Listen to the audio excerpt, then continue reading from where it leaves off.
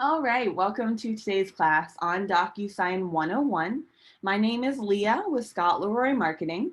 In today's class, I'll be taking you through the basics of Docusign. So today's class is designed for agents who maybe haven't been in Docusign too often, maybe you're just starting out. I'm going to show you A to Z, how to start a transaction in Command with Docusign and how to manage it along the way. So hopefully by the end of today's class, you'll feel comfortable with how to completely manage a transaction from lead to close in Command with Docusign. And I do have notes that I'll send out shortly as well. All right, so the first thing that we need to do is log into KW Command. All right, so anytime you start a transaction in Command, you'll always need to go to agent.kw.com first. All right, and that's where I am on my screen. Again, that's agent.kw.com. You'll see that on the top left of my screen here. I remember that like it's the agent login for kw.com. So agent.kw.com to put in your login and password and click sign in. Now, I know you guys have about 5 million passwords for everything. So if you are having any trouble getting into Command, first of all, the login is the same thing as your mykw.kw login and also the Kelly app. Typically, the username is something like your first initial, last name, and a number. So it's typically not your KW email unless you changed it to that. So just in case that helps, you can click forgot password there as well to reset that if you need to. And of course, support at scottleroymarketing.com. We can help you reset your password as well. We just need your mykw username. All right, and that should take you right on into Command. And now before we start a test transaction, I do need to make sure that you guys have Docusign linked up properly to Command to use the two systems together. So if you could follow me by clicking on your name on the top right of Command, and then Settings from that dropdown.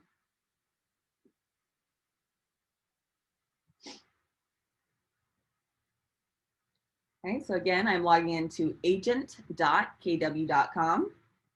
clicking my name on the top right of Command, and then Settings from that dropdown.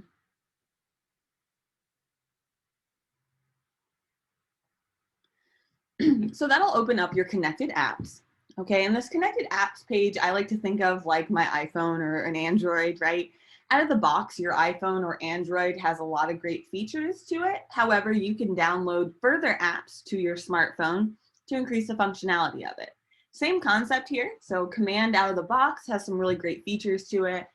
However, you can connect up further apps in the settings here to increase the functionality of your Command account.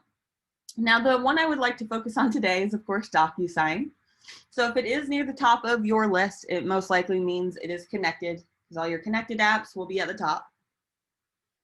All right, so if it looks like mine where you're seeing a connected status, you see the email address that was used, you're good to go. You can use Docusign and Command together.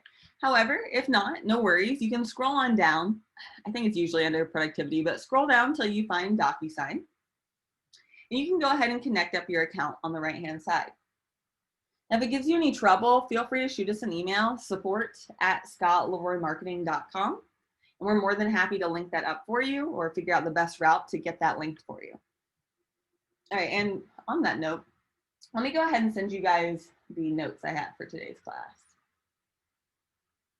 So I am putting this in the chat and I'll pull up the notes so you guys can see what I'm referencing on the screen. All right, so I just sent the link. This is a shared doc, shared Google Doc. So it'll always update, which is cool anytime I update it. So anytime there's a new Docusign update and I create a new tip video on it, which I try to do, as soon as there's new Docusign updates or weekly, I will add them to this list and you'll always get the most up-to-date tips on here. I also include on the very bottom the 3 classes that kind of go together here, are Docusign 101, 201, and opportunities. So I'll always keep updating this to make sure it's the most up-to-date classes on here. So if you scroll back up to the top, of course you can see, right, these are the tip videos that will pertain to today's class. However, if you could instead click on the very first link, I have written notes, or steps rather, on how to do a transaction in Command. So I'm going to pull that one up, the very first link, so the Docusign steps. And this is what I'm going to be referencing in today's class. These are steps 1 through 10 on how to do a transaction in Command. The reason I share it out right now is it shows you right here how to link up Docusign with Command. So if you have any trouble with it, here's a quick how-to video, or of course, shoot us an email. We're happy to help you with it. But I will be going through these steps in today's class, steps 1 through 10, how to start a transaction in Command, and also how to manage that. So I'm going to pull this over to my second screen over here, but that is a great thing if you want to print it out, you know, and have it pinned on your desk for a quick reference on how to start a transaction in Command. That might be a good thing to do. Linked on there, of course, are little tip videos to help guide you further as well. So I just wanted to make sure you guys have that. You can also bookmark it, actually. I found that on my browser. I can click if you're using Chrome, you can actually click the little star icon right here, and it will add these notes, or even Command or Docusign to your bookmarks bar right here, or even to the other bookmarks right here, so you can always quickly get these back. Okay, just a random quick tech tip for you guys. I'm going to pull that over, go back into Command, and we're going to get started on a practice transaction together. All right, so please make sure you're back in Command at agent.kw.com. And we're going to start off in the contact section of your Command database. So on the left-hand side menu, if you could go ahead and click on the contacts icon, the second icon down, it looks like a contact icon. Quick tip on this menu on the left-hand side, if you click on the KW logo on the very top left, it will pan out the menu so you can start to get a hang of the navigation in Command and start to learn what these icons mean. My little inspirational talk for learning Command is honestly just clicking down this menu is a great way to start getting a good grasp on Command, especially if you're new to it. Now, I definitely know that learning new technology makes your blood pressure rise, because it does me as well. But honestly, clicking on each one of these, seeing what Command has to offer, so you know what opportunities you have to learn more about, to integrate into your business. And then we have, you know, a quick 10-minute video that will give you a great overview about what that topic does. So in my opinion, that would be the best way to go through and start learning Command this weekend if you have some time. All right, guys, inspirational talk over, and let's go ahead and click Add Contact on the very top right. Okay, I am in the contact section, my contact database in Command. And we always need to start a transaction by making sure a contact is in our database first. If you were using .loop in the past, right, that's maybe a little out of order to what you're used to, right? But the first step will be adding in a contact to your Command database first. So I'm going to add a test contact. I'm going to add in Severus Snape to buy a house today. You can add in the contact name, you know, test, practice contact, your spouse's name. It is very important to have yourself in your database as a practice contact. So you can send, you know, emails to yourself before you send it to every person you've ever talked to in your life in your database, right? So I can't recommend enough to put in a practice contact with your own personal email here. So whatever name you want, so let's put in your personal email address. So again, you receive the test emails.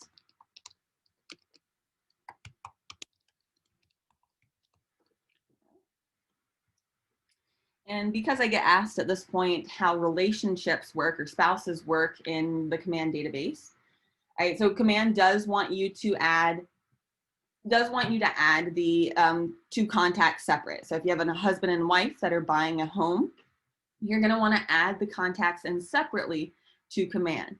You can link the two relationships. So you'll see right here, I can link the relationship. If I click Add Relationship, I can link a spouse, or whatever the case may be, to another contact in my database. Okay. So ideally, though, you would have that contact already in your database, which would make it easier to go ahead and search at this point. So if they're in your database already, you can go ahead and link the spouse. You can add the spouse at this point, but it'll just add their name, and you would need to go back to the contact to add in any additional contact information. We do have an entire contact database class that would be great to watch as well.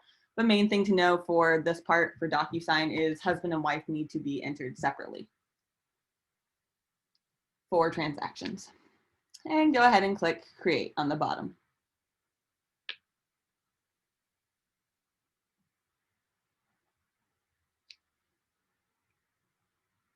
Okay, now that we have added our contact in, let's go ahead and search for it on the top left. So whenever you add a new contact in, it'll always take you back to the top, your A's. So let's go ahead and search on the top left for that contact we just added in. Yes, the relationship does automatically update on the other spouse's side as well. So it'll update for both. And I'll show you, like, if I were to click on, so I'm searching for the contact and clicking on their name, right? So how I would go back and add them in, let's say they're both now added separately to my database. Just a heads up, how you add it is if I click on the pencil icon on the very top center of the contact record, make sure you clicked on the contact to open it, right? You can add it back just right here. So you can easily go back and edit it anytime, but yes, it will show on both spouses. Good question. All right, so I opened up the contact. Oh no.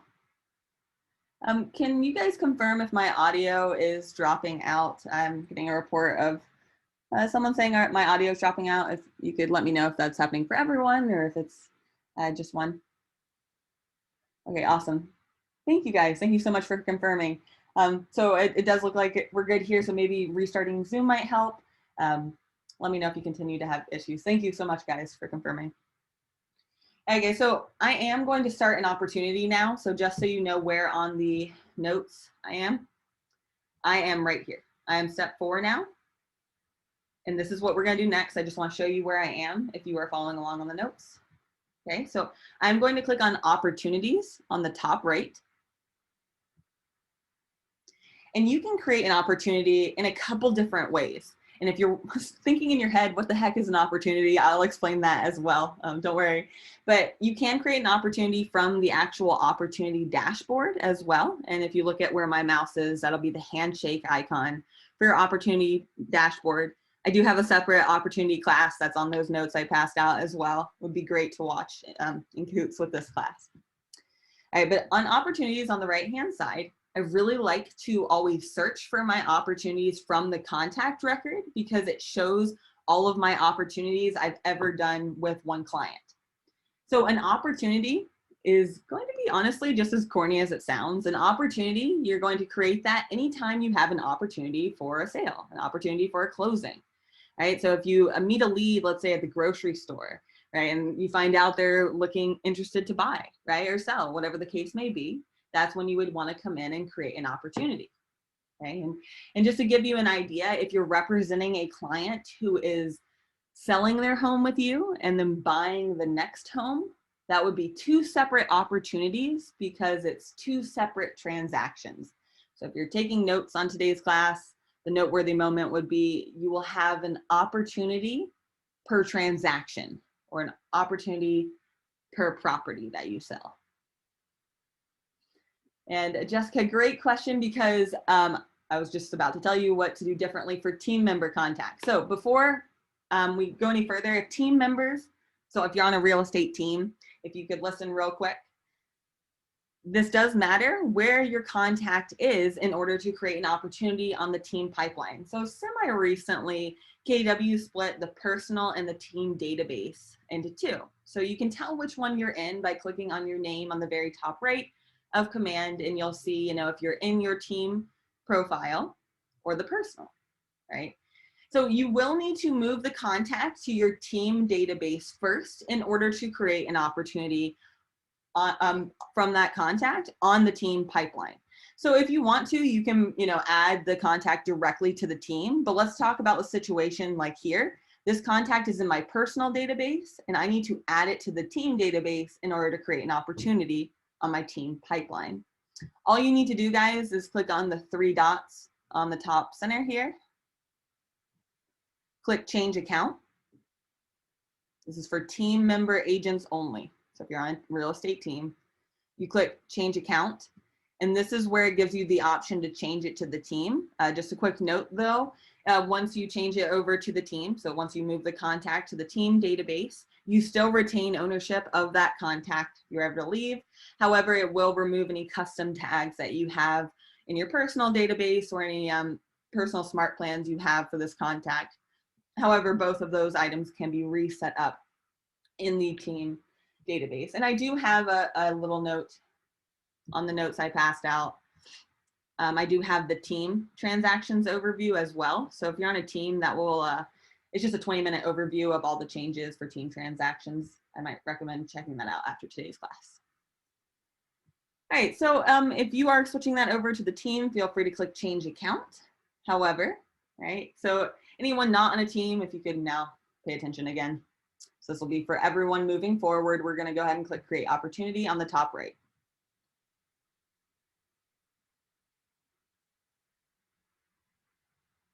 Oh, here, let me resend out the notes for you guys.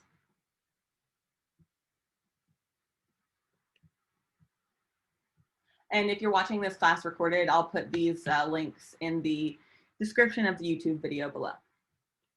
All right, so when you're creating an opportunity, again, this is always the, well, we added in our contact and now we're creating an opportunity, and these will be the first 2 steps in starting a transaction in Command. Now, when you create an opportunity, I'm going to tell you the 3 main fields you have to fill out to move forward. So it generally will take you about 30 seconds to make this opportunity, but then I'll go back and explain the fields so you feel comfortable with the rest of them too. All right, but if you're taking notes, this would be a noteworthy moment. The 3 main fields that you have to fill out to create an opportunity, one being the opportunity type. So opportunity type, this is where you're telling it, all right, is this a listing, buyer, landlord, or tenant? This just can't be changed once you create the opportunity, so make sure you're selecting the correct one. I'll select listing for today's class, but you can select either one. It'll be pretty much the exact same concept. I'll show you the only difference. All right, the second field you have to fill out is the opportunity name in theory. All right, if you do know the opportunity, or if you do know the property address rather, please go ahead and name your opportunity, the property address, just the street address. It helps your office be able to search for your opportunity. So, you know, something like 123 Main Street. I realize that if you're representing the buyer, you probably won't know the property address right out the gate, and that's absolutely fine. This is easy to change even once you create the opportunity, and I'll show you how.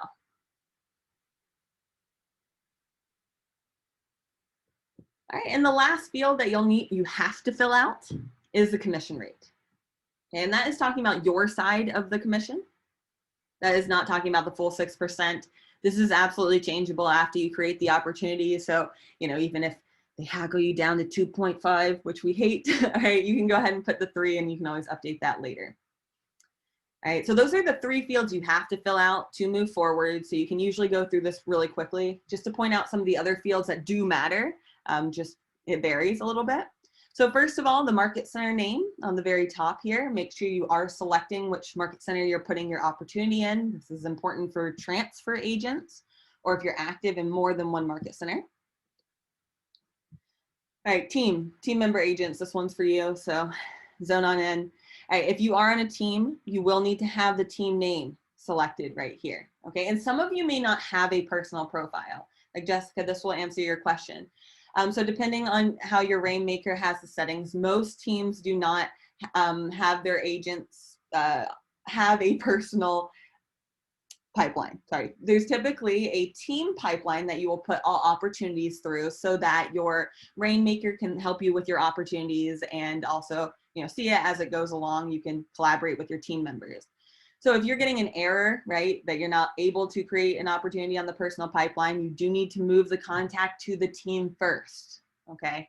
And then it will allow you to create an opportunity on the team pipeline.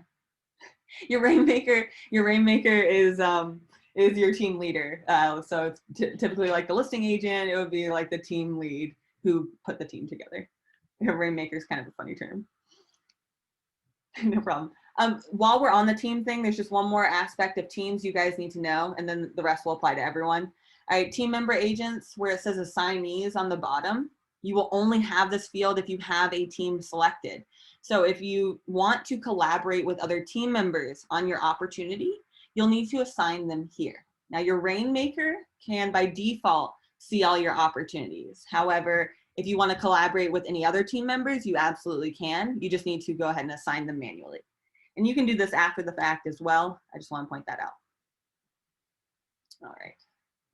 All right, the rest of the fields will apply to everyone. So if you could zone on in. All right, so I am just going down the fields that I have not explained yet. So the owner real quick, all right, slightly confusing. That is not talking about the owner of the property. That is talking about the owner of the transaction. So that will either be your name or your rainmaker if you're on a team. We have our client already entered in here, right? Because we created the opportunity from here, but you can also add a co-seller at this point. Now, in theory, that contact would need to already be in your contact database to select them from that list.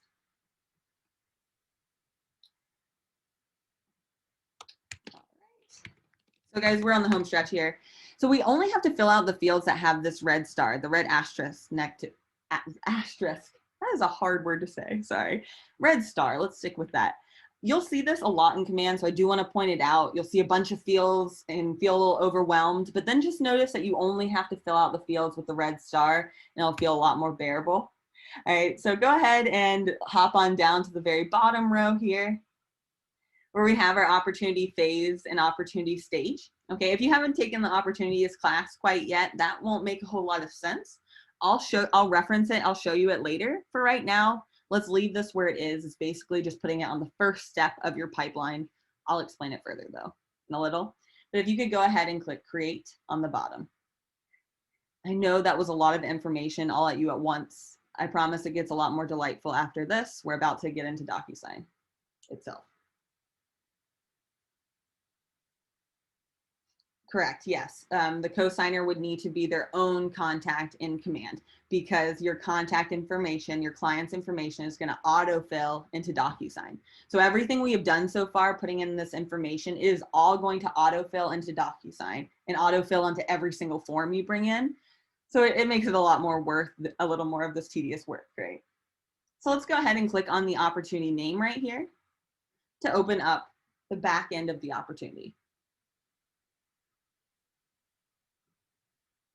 All right, and here we are in the opportunity details. If anyone missed how I got here, I simply clicked on the opportunity name in teal to open that up.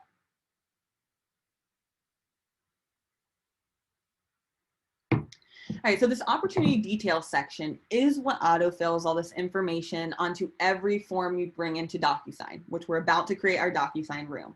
Okay, so I just want you to know that your contact information from your clients is going to pull over from here, any general information, and also the property box here. Okay, so this property right here, since it is your listing, let's say in this situation, I know what the listing address is, right? Of course, typically you'd need like a listing agreement, right? And I'll show you how you can go back and update this information. All right, but while we're in here, I do want to point out the select from listings option. Okay, the select from listings option at the top is going to allow us to search from the KWLS 2.0 to pull in all property information right here automatically. This will only display on listing opportunities. This is really one of the main differences between buyer and listing opportunities is it has this option if it's your listing, it won't if it's your buyer, no worries. All right, I'm going to show you how to come back in here, select from the listing, and refill that into Docusign once we have our listing agreement. So it feels a little bit more like a real transaction. Okay, so just keep this section on the back of your mind. And let's go ahead and click on the document section. So I'm clicking on the document section.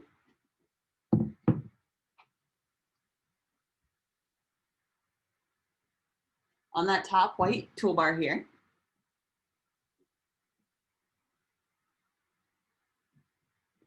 And this is where we get into Docusign.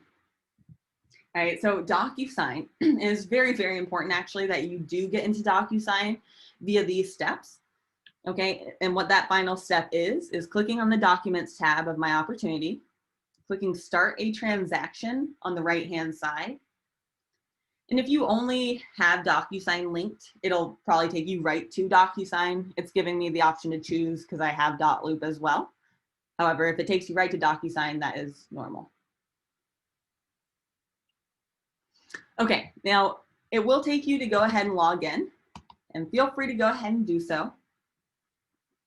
Okay, so this will be your Docusign login and password here. And while you are working on logging in, and again, I definitely empathize with the fact that you have 9 million passwords, so feel free to click Forgot Password while I explain the importance of starting your Docusign room with the steps that we did in Command. So again, it is very important that you start your Docusign room in Command, right? What was the first step we did? We added our contact to Command. We then added an opportunity and click Start a Transaction from the document section of the opportunity, right? And that's what started my Docusign room. Oops, I didn't click on that. Right, I can see it has the same name as the opportunity and everything. Now it's really important you do that in those steps every time to start a transaction so that your opportunity and your Docusign room link. And I'll show you why that makes your life so much easier. But know that you always have to start your Docusign room from Command. After that, guys, you can go to realestate.docusign.com directly to log in to access your rooms, but you always need to start your room from your Command opportunity. All right, so that's important so that the two link. So when you submit your signed forms for compliance review, it's way easier. And I'll of course show you firsthand how that makes your life easier in just a minute once we add some forms. All right, so from this document section, so we are now in our Docusign room. We made it. We created our Docusign room here. And so the first question we normally have at this point is, great, how do I get documents in my Docusign account? It's a good question. So it varies depending on where you are, what state you're in, what area you're in, which makes it extra fun. So let's first see if your Docusign forms are already in there. A lot of times your forms will already be in there or have already been linked. So let's go ahead and check to see if we have our Docusign forms in there. If not, I'll of course show you how to get them. So in the documents section of your Docusign room here, let's go ahead and click on Add on the top right.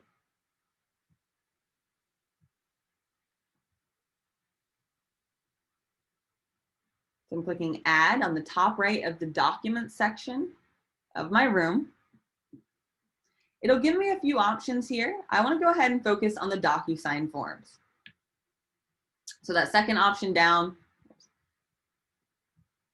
the Docusign Forms option. Well, this is fun. They just changed this. Cool.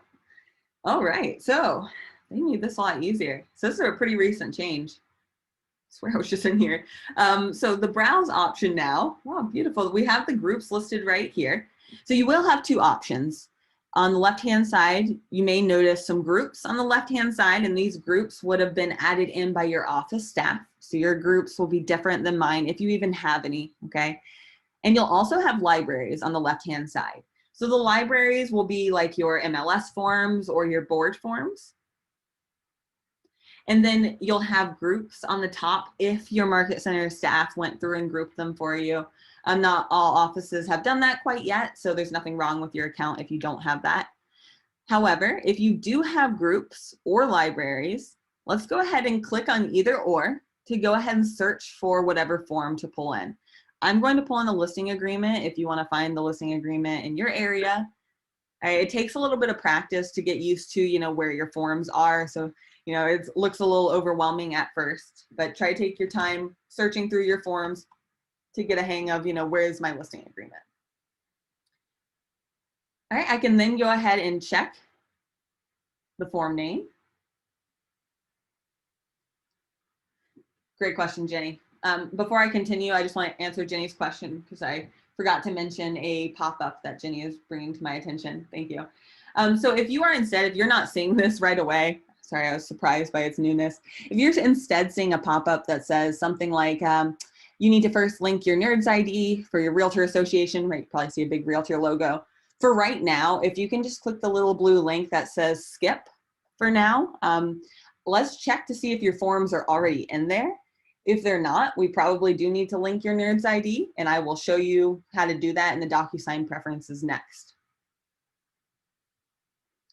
Okay, so again, just if you are seeing that pop up prompting you to put your NERDS ID, click the little blue link on the bottom right that says something like, skip this step for right now. Yeah, no problem. and we'll go back. So let's first see if we have our forms in there. If not, we'll go add our Nerds ID in the preferences. Yeah, so this template here, so this is also pretty new on how to apply the templates. So you can create templates in Docusign now.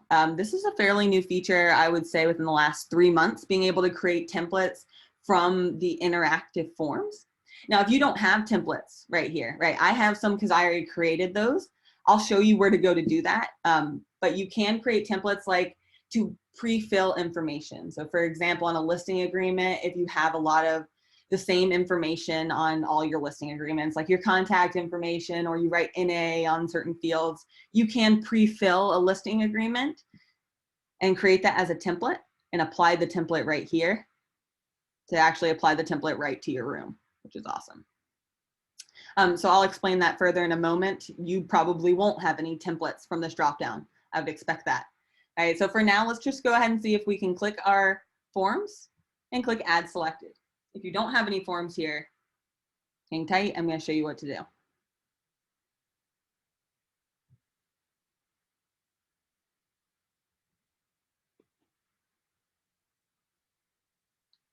All right, so I clicked Add Selected.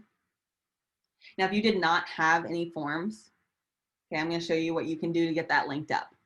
All right, if you had your forms, feel free to keep playing in there to get a hang of the search in the meantime. Now, if you do not have your forms in there, how you would get that is by clicking on, it'll either be your initial or headshot on the very top right of Docusign. And let's click Preferences from that dropdown. So again, that was clicking on your initials or headshot in a circle on the top right.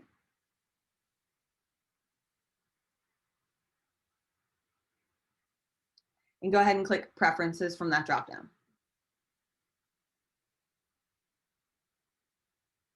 All right, now on the left-hand side, click on Integrations. Now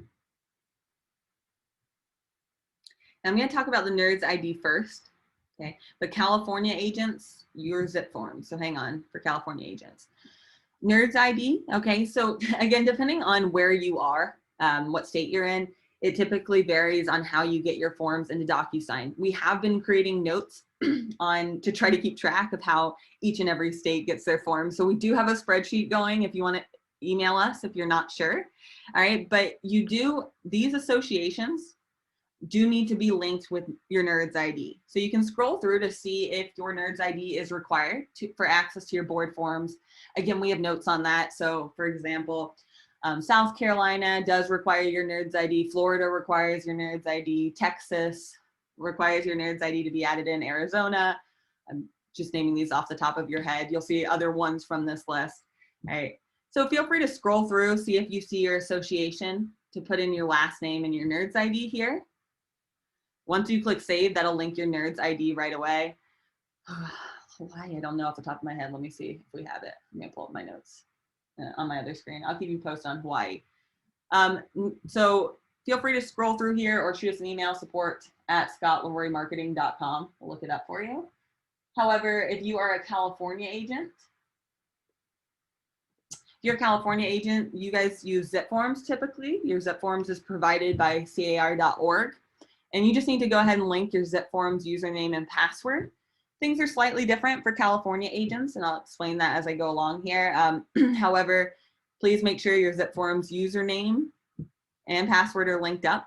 Know that your zip forms username is not the same as your car.org username, even though I know you access it from there. If you have an error with it, feel free to shoot us an email and we can send you steps on how to look up the correct username. Oh, okay, thanks. All right, so Hawaii, you guys use zip forms. That's very helpful. Good call. Yeah, we don't have that on our notes, so thank you for letting me know. Yeah, so you can go ahead and link that up as well. And I'll explain how zip forms varies with Docusign slightly, as it does with using Nerds ID and so forth. So I'll explain that as we go along, but if you need us, support@scottleroymarketing.com. We're happy to help you guys with that. It's just different for each state. All right, so I'm going to go back to my Docusign room. I'm going to go back to my Docusign room on the very top.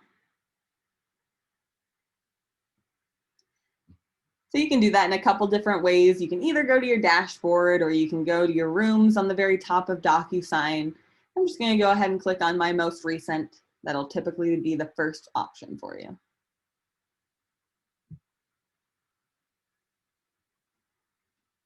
Okay, so we're just navigating back to our Docusign room and clicking on the Documents section.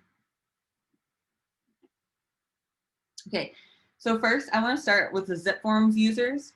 Zip Forms users, from what I have seen, you actually go into Zip Forms to still edit your forms and access your forms will still be in Zip Forms. Okay, so then when you're ready to send those out via email, which this will all apply to you as well. So this will be beneficial for you to see, Zip Forms user.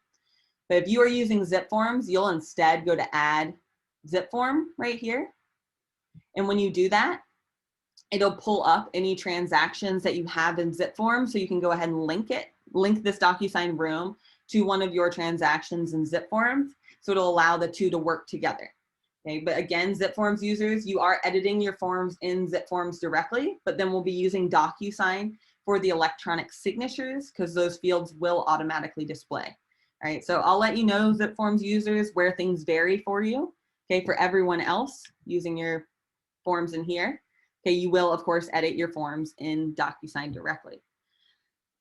Okay, so this is for non-Zip Forms users. You will want to go ahead and click on the form in your Docusign room to open that up. And if you are just now getting your Nerds ID added, right, if you were just working on that with me, you can go back through the process to click add on the top right to access your forms by clicking on Docusign Forms.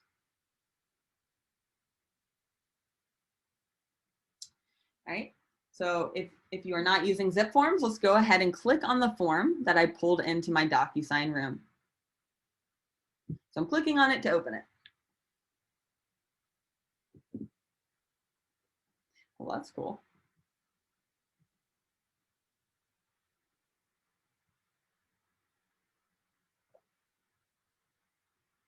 Okay, well, that was really weird. If you guys get a random error as well, I got a red error that said this form is not currently available. I X'd out and then was able to pull it up just in case you get that. Okay, so editing the forms in Docusign is very easy. So all you need to do to edit your forms in Docusign is simply click to start editing. Okay, so any fields, go ahead and click to select. And you will see some information has auto-filled over. So you'll see your client's contact information will autofill over, your brokerage information will autofill over, your contact information as an agent will autofill over. All right, we can also make the listing information autofill over that I'm going to show you in just a minute. So just know the listing info will autofill. I'm going to show you how. If you have used dot loop in the past, I just want to let you know that the initial and signature boxes will not show on this stage. All right, I don't want you to be alarmed. You will not see the initial or signature fields on this part of the process. All you're going through and doing is clicking on the fields to fill that in. Okay. So very easy to fill out these forms in Docusign. Go through and go ahead and fill everything out, and then we'll click Save and Close on the very top right. Of course, that was not enough time to do a listing agreement or a form, but just to practice, right? Clicking on any of your fields, feel how easy it is to type in that, and then you can click Save and Close on the top right.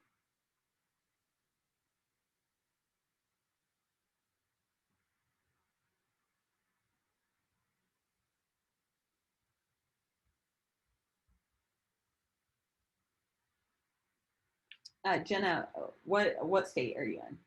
If you could tell me what state you're in, I can see if we have notes on that. All right. New Jersey. I believe you're nerds. Let me look at that. Yes, look for the New Jersey. There's just a blanket board for New Jersey. It's named something like New Jersey Association of Realtors. Look for that instead, and that should work to link up your Nerds ID for the Salem board as well. All right, so now that we have edited our form, shoot us an email if that's not working for you. It might be something to do with your username. I'm sorry, your last name, but we can troubleshoot that for you. All right, guys. So in order to go ahead and now pull that into an envelope. So what we've done so far in the process is we have edited the forms, right? So know that zip form users, you have edited your forms in zip forms itself.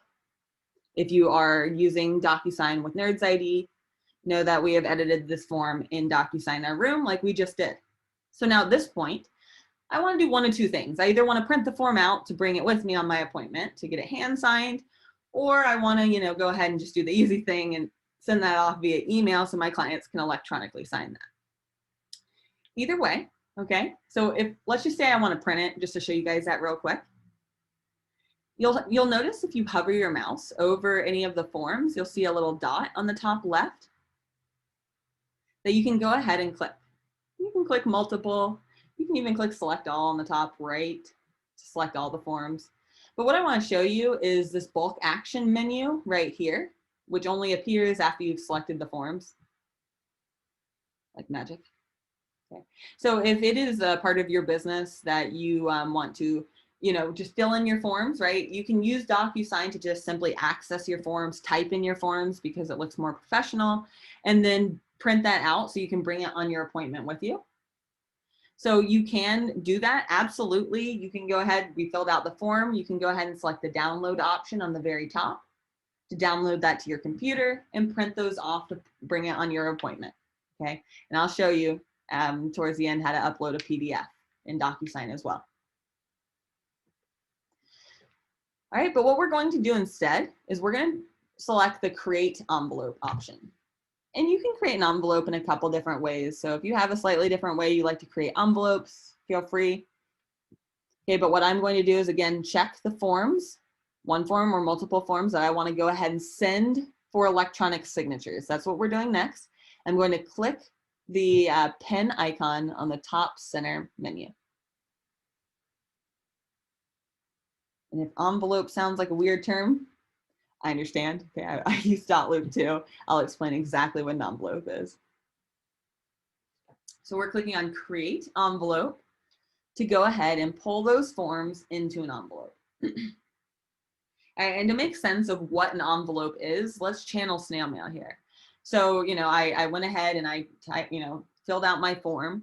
I then grabbed my envelope and I stuffed my forms in it, right? So anytime we're sending out an envelope, all that means is we are sending out one or more forms to be electronically signed. Okay, this applies for zip forms users, and this applies also for Docusign users. Okay, so if you're looking at what I am, great, hold tight here. I just remembered that zip forms users, oh no, zip forms users, that should work for you too. Let me know if it doesn't though. All right, so you can pull your forms into your envelope here, and you can simply, rearrange your forms in here if you want them to be sent in a different order. You can add further room docs as well. So if you need to add more forms, you can absolutely do that from here. But all we really have to do here is add our recipients to the envelope, which again makes sense if we're talking about snail mail. We have an envelope with our forms in it. Now we need to add the recipients to the front of the envelope. To do that, I'll click on Add Recipients.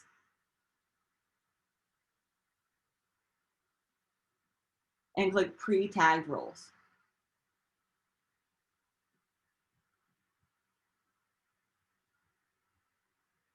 Okay, so you're going to want to pick the very first option. So in case that was a little fast, Add Recipients and Pre-Tagged Roles. Always the top option. And this is where we want to go ahead and select. This is where we're telling Docusign, okay, seller 1 is this client. Here's seller 2. Right, all I'm doing is selecting that from the dropdown, and my clients are already in here because I added them to command and started my Docusign room from command.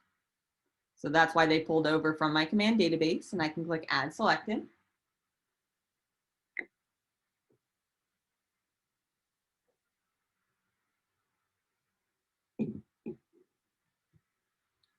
So now I can see my clients have been added, and I also added myself as the listing agent. So if that applies, you can go ahead and add yourself as well.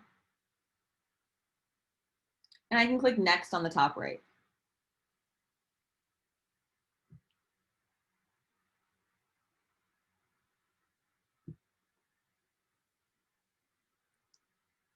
Again, I clicked on the next button on the top right, the yellow button on the top right. And that will take me to where I can edit the PDF. So at this point, right, the form should already be completely filled in, right? So I have the form filled in, but if I keep scrolling down, I'll see the initial fields and signature fields automatically added at this point, as long as I added them as a client in that last step, right, in my envelope.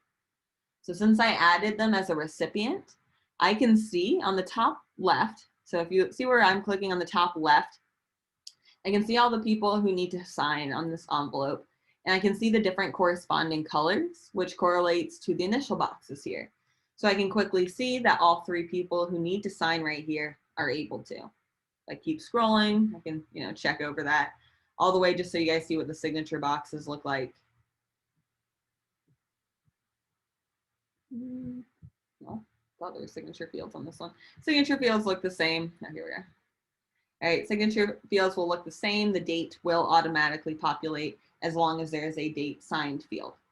So typically at this point, you don't really need to add other fields. So on the left-hand side, you do have the option at this point to add additional text fields or checkboxes and so forth. However, that's not really necessary since in theory, we already did all the editing, in the last step, right? When we're in our Docusign room or when you are in Zip Forms. Right, but you do have that option. But generally, all I do at this point is I check all my signature fields and I click on Recipient Preview on the top right.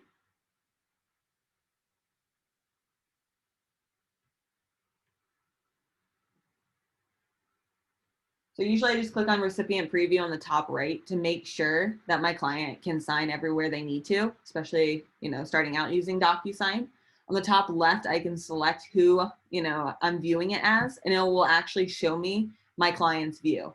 So I can go through the entire form, click start and see exactly what my client sees to make sure that they can sign every field I need them to. So once I'm satisfied that I can sleep at night knowing I set this up correctly, I can X out on the top right and simply click send on the top right.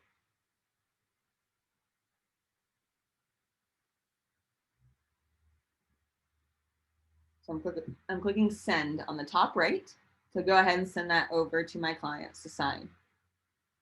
Now at this point, what would happen is the form would go out to my clients to be signed. It'll send it to all the parties that need to sign. As the agent, if it's a form I need to sign, I can go to my email to sign from there, or I can sign it right from the envelope. So in this envelopes tab on your Docusign room, so this is the Docusign room toolbar, you'll see that envelopes option. That will show you any time that one or a group of forms was sent out from your account, or from this room rather. All right, so if it's a form that needs your signature, it would say something like needs my signature, just like this. So I can go ahead and click on that and click to sign it. And it would allow me to sign that. So now let's talk about signed forms in Docusign and how that works in viewing them. All right, so the signed copy of this form will not come back to your Docusign room until all parties have signed it. So you'll get a notification via email, for example, let's say when your client 1 signs the form. However, if you were to go into your Docusign room, you might not see that quite yet. Okay, and I'm gonna switch Docusign rooms to one that I have a signed form, just so you guys can see what it looks like when forms come back signed, because it is something worth noting. All right. So when your form comes back signed, for example, see, this is the listing agreement that I sent out. This is the original copy that I was able to click in and start typing in like you guys watched me do. However, when I send that out for signatures and all parties have signed it, it will then come back to my Docusign room as a totally separate copy of the form. It'll be a totally separate PDF, actually. Okay, and the main difference between a Docusign interactive form, right? The Docusign interactive form, and you'll notice I'm circling the icon, right? That means I can just click to start typing in them, right? It had all the fields in there. I can click to start typing, etc. This is that same little icon right here that we see when we click on add on the top right, right? Docusign Forms. However, when it comes back signed, it'll come back with this green signed icon, like this. And if I'm to click on it, it'll be a PDF, meaning it is not clickable for me to start editing, which means that the signatures are preserved, like they can't get erased. If you had ever used Outlook in the past and tried to edit a fully signed document, you might have gotten an error that said something like, oh, if you make any changes, it's going to erase all your signatures, and then had a heart attack that you almost lost a fully executed form. Luckily, Docusign doesn't have even that possibility. So when a form comes back signed, it will be a totally separate copy of the form. So just because I get this question a lot, in case you need to resend out a second copy of the form, okay, it won't let you bring in the same copy of the form. Like if I try to bring in another listing agreement, it will not let me. Okay, it wants you to edit the original copy of the form to send that one out for signatures, because again, it will always come back as a totally separate PDF. And I know that was probably a little next level on a tip. However, if you have any trouble, just know if you ever like try to bring in a second copy of a form and it doesn't let you, just let this put up a little, light bulb in your head to at least email me and I can help you know what to do next. support@scottlawyermarketing.com. All right, so that is how signed forms work. And before I wrap up class, I now need to show you guys how to submit your signed paperwork to your Market Center staff for compliance review so that you can get paid. All right, so what we have done so far is we accessed our form, we sent it off for electronic signature, and it's come back to our Docusign form as signed. So the final steps here is we need to submit our paperwork to our office staff so that we can get our, our commission check. I think that's why you do this whole real estate thing. So to do so, you can go ahead and click on the command option on the top. All right, so I'm switching over tabs.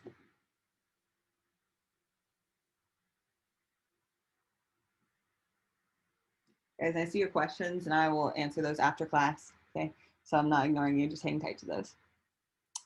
So I am now switching over to command. So Docusign and command will be open as two separate tabs here. You'll want to go ahead and select on the tab that has a KW logo. That'll take you back to your command opportunity. Of course, if you lost this tab, no worries. Feel free to just navigate, right? Find your contact, open it up, and go ahead and click the opportunity on the right-hand side. And we are in the document section of your opportunity.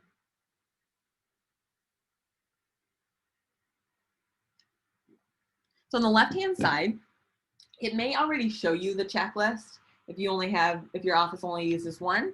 However, you might have to pick checklist type on the top left to go ahead and select which checklist would apply best to this transaction. And this is how you know which forms you would need to add to stay in compliance. So on the left-hand side here, under the checklist name, we see listed, under contract, close, right? You might see different folder names under there. And again, this is created by your office staff. So, if the words aren't exactly like mine, that's why. That's normal. All right, and if you click on any of those folders on the left-hand side, you'll see all the forms that are required for that transaction to be in compliance. Now, these are not forms. These are not the forms themselves. They're typically this is just a checklist or just a placeholder, right? So then what your office wants you to do is go ahead and add the signed forms by clicking either add a file to the right of any one of these, or you can attach multiple files at a time at the top. And of course, that's a lot more efficient. So I'll click attach multiple. And at this point, you have two main options. So if, like I mentioned earlier, you prefer to print your forms out, bring it on your appointment to have them hand sign it, that is 100% fine. Then when you come back to your computer with the signed forms in your hand, just simply scan it to your computer, right? It's saved on your computer as you normally might. And then you can actually just upload them directly into your command opportunity, right? So you can go ahead and either click to go ahead and browse your computer, or you can drag and drop it in. All right, so we're adding our signed forms here, and this is how you would do that from your computer, saved on your computer. If you have that in Docusign, right? Like we just went through, like let's say we sent for electronic signatures, it came back signed. So now this makes my life so easy because I can simply click from the dropdown and it'll show me my signed forms in Docusign, in this Docusign room specifically. So all I would have to do at this point is simply click on each item and go ahead and select from my Docusign room the corresponding sign form. So it definitely makes your life way easier to be able to pull those right from Docusign. And again, that will only be an option if you start your transaction from command. Okay, so as long as you click start a transaction to start your Docusign room from your command opportunity, the opportunity and the room will link so that you can simply pull your forms over from Docusign like this. A custom folder you can add in, so the custom folder will be over here. You can add further items to the custom folder, like if you have additional forms you want to submit to your Market Center staff that aren't on this checklist, for example, you could go ahead and add a custom folder to add those additional items, or let's say other offer items that fell through, right? You can just use that as extra storage here.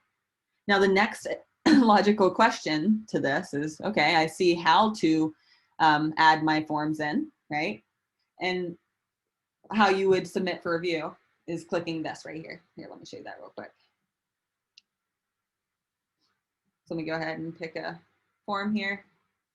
So once you start adding your forms in like this, it will then make this submit to MC button available for you. And don't click it right now, but you will want to submit your opportunity for review. I'm going to tell you when in general. So if you're taking notes, this is not on the notes that I have for you. And please note that this is just in general. Each office has a slightly different compliance policy. So of course, listen to your office staff above and beyond all. However, in general, if you are representing the buyer, you will click the submit to MC button twice. Once when you go under contract with all of your contract documents and your commission request, hang on to that. And then a second time when it closes with all your closing documents, and you would click submit to MC. If you are representing the listing, you would click submit to MC 3 times. Once when the listing goes live in the MLS with all your listing paperwork. A second time when you go under contract with your commission request. And a third time with it when you close. Okay, and again, your office staff will have more details on when they want you to be submitting for review and any certain compliance standards, but I just wanted to give you guys a general understanding of when to click submit to MC. Again, if you're representing the buyer, you submit to MC twice, typically, under contract and close. Representing the listing, you'll submit to MC 3 times. When you go live on the MLS, second time under contract, third time closed. And I did mention that when you go under contract, right, you will need to submit a commission request. Okay, I'm going to explain what that is and show you guys it. And then I'm going to show you where a video is so you can watch it after class or whenever you need it. Okay. So what a commission request is simply just telling your office how they're splitting your commission check. So when they receive the commission check from the attorney's office or whoever, right, you're telling your office how are they splitting that? Are you receiving the entire commission amount?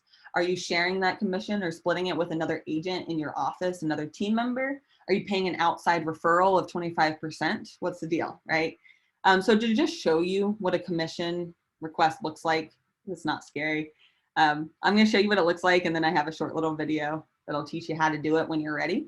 Again, you don't do this till you go under contract, okay? But when you do go under contract, that's when you'll add your offer details to this tab right here, offer and commission.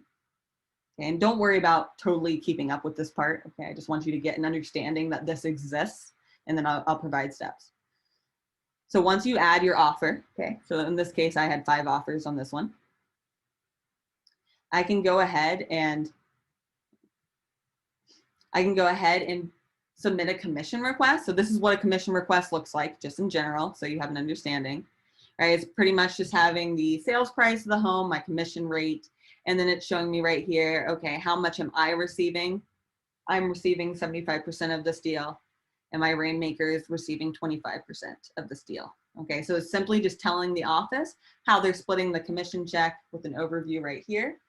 And if you are ready to do that, let's say you're under contract, congrats, by the way, crazy market, right? If you are, the video is right here, and I'll send this link out again. Create a commission request, it's highlighted. So it's a quick 10-minute video you can follow along with and actually do that item, actually submit the commission request. I'll put that in the chat. All right, guys.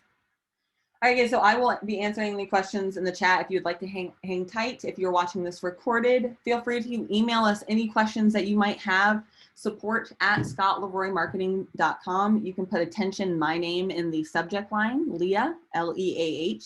I'd be more than happy to help you guys with anything Docusign opportunities related. I'm here to help. I hope this was helpful. Just let me know if you have any questions at all. I hope you have a great rest of your day, guys. Take care.